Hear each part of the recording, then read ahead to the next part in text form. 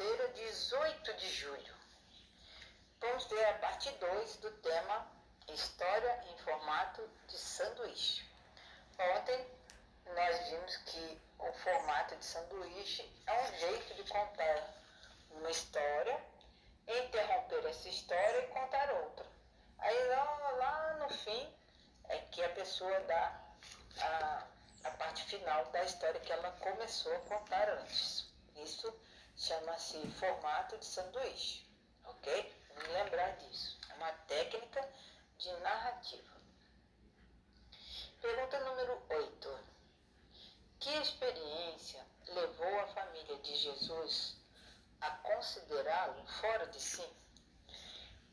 Fora de si quer dizer o quê? É que a pessoa está agindo sem estar consciente de alguma coisa, né? Fora de si pode ser traduzido como endemoniado. Então, houve uma experiência que a família de Jesus estava passando e eles foram, então, esclarecidos aqui por Jesus. Vamos ler, então, Marcos, capítulo 3, versos 20 e 21. Marcos, capítulo 3, versos 20 e 21. Então, Jesus entrou numa casa e novamente reuniu-se ali uma multidão, de forma que ele e seus discípulos nem conseguiam comer. Olha que interessante. E isso chegou aos ouvidos da família de Jesus, que eles não estavam nem comendo, só estavam trabalhando. Verso 21. Quando seus familiares ouviram falar nisso, saíram para trazê-lo à força, pois diziam, ele está fora de si. Ou seja, eles estavam achando que Jesus tinha ficado doido, né? Então essa experiência de achar que a pessoa nem está comendo porque está fazendo uma coisa ou outra, pode levar aos familiares, né, a pensar que a pessoa está fora de si. É como se tivesse um problema mental, né? Não faz mais nada, nem comer, nem está se alimentando só para fazer esse trabalho. Então, as pessoas têm esse receio. Mas a família de Jesus estava pensando assim, né? Imagina, não está fazendo mais nada, vamos pegar Jesus à força e trazer ele para casa. Mas isso não aconteceu. Então essa experiência, né, de saber que Jesus só estava trabalhando e não estava se alimentando, deixou a família de Jesus bem preocupada. Porque Jesus se dedicava às pessoas, então ele não tinha nem tempo para comer. E isso preocupou a família então de Jesus. Porém, eles queriam trazer Jesus à força. E mal sabiam o que eles estavam querendo fazer, né? Uma acusação de instabilidade mental é grave. Ou seja, quando você diz que a pessoa está fora de si, né, está com a mente perturbada, isso é muito grave. Geralmente é feita essa acusação quando alguém se torna uma ameaça à sua própria segurança. Ou seja, a família de Jesus, eles tinham essa opinião, porque Jesus estava tão ocupado que não parava nem para comer. Por isso eles tentaram levar Jesus à força. Mas aí que acontece? Quando a história de Jesus chega nessa parte, né, que a gente chama, né, de sanduíche, é a parte externa da história. E Jesus tinha sido interrompida pelo relato de que os escribas insultaram Jesus. Então, a história em Marcos estava dizendo que os escribas estavam acusando Jesus de quê? De agir pelo poder de Satanás. Aí entra a história da família de Jesus, que eles achavam que Jesus estava com problema mental, porque não queria nem se alimentar.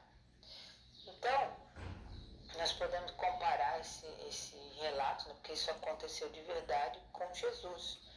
E essa é uma história que a gente pode chamar que está em forma de sanduíche, tá? Que é aquela narrativa que nós falamos ontem. A família de Jesus parecia ter uma visão semelhante à dos escribas, A família de Jesus dizia que ele estava fora de si. E os escribas diziam que eles estavam trabalhando pelo poder do diabo. Então, esse é o paralelo entre essas duas histórias e essa experiência que a família de Jesus teve, porque eles estavam se sentindo incomodados também por aquilo que estavam falando sobre Jesus. Por isso eles acharam que Jesus estava com problema, com desordem mental. Então já vamos para a pergunta 9. O que a família de Jesus realmente queria? E qual foi a resposta de Jesus? Vamos ler Marcos 3, verso 31 a 35. Então chegaram a mãe e os irmãos de Jesus, ficando do lado de fora, e mandaram alguém chamá-lo. Havia muita gente assentada ao seu redor. Eles disseram: Jesus, tua mãe e teus irmãos estão lá fora e te procuram.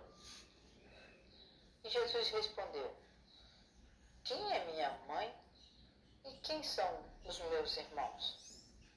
Então Jesus olhou para todos os que estavam assentados ao seu redor e disse: aqui estão minha mãe e meus irmãos. Quem faz a vontade de Deus, este é meu irmão, minha irmã e minha mãe. E assim, Jesus deu essa resposta para eles. Por quê? No verso anterior, lá de Marcos, capítulo 3, verso 27, está dizendo que eles queriam tirar Jesus dali de qualquer jeito, à força. E Jesus se recusou então aí e mostrou que aquelas pessoas que estavam ali procurando ele, os fariseus, os líderes religiosos, a família de Jesus, a mãe e os irmãos, e aquelas pessoas que estavam ao redor de Jesus. Todos estavam ao redor de Jesus, mas só aqueles que estavam procurando Jesus, através dele receber a cura de Deus, estavam acreditando na obra dele. Já a Maria, mãe de Jesus e os seus irmãos, e os religiosos não. Por isso ele diz: quem faz a vontade de Deus, este é meu irmão, minha irmã e minha mãe. Então, a família de Jesus queria tirá-lo dali, queria afastá-lo da missão. A missão de Jesus era muito importante, ele precisava, ao contrário, ele precisava do apoio da família dele.